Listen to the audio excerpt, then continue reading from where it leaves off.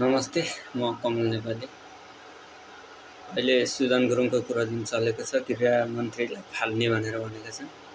गृह मन्त्रीलाई फाले भने नेपालै फाले जस्तै हुन्छ। यो सबैले सोच्ने कुरा हो। के कसो हो भनेर अहिलेको जनतालाई चाहिँ थाहा हैन। गृह मन्त्रीले कतिको काम गरेको छ भनेर अहिले अलिअलि महसुस भएको छ मलाई चाहिँ। पहिला रविलाई त्यसरी नै मिल्कायो, अहिले शान्तिनो केस कहाँ के गरे है, कसो गरे है, ऊ त अब डिजेमा काम गरे मान्छे हो। भोलि केटीको केस ल्याएर जोडेर भनेन उसलाई त हुराउन कति कोसिस गर्छन्। कति संसदभन्दा पहिला उसले गरेको गतिविधिलाई नजुदाइकन उसले 5 वर्ष काम गर्न दिनुपर्छ सुदनलाई। यताउता दायाँ बायाँ यस्तो कुरा सुनाएर पहिलाको पार्टीहरूले हुराउन चाहिँ सक्छन्। प्लिज सबैले यस्तो कुरा बुझ्दिन पर्यो। अनि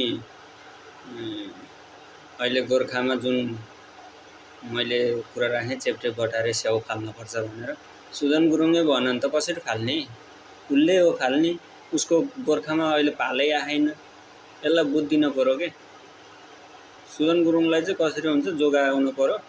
पालो आउँदै जाँदा जुन दिन गोर्खामा टेक्छ त्यो केसमा मदिरा सेवनमा, त्यो दिनमा चाहिँ गोर्खामा रहवासी हुन्छ।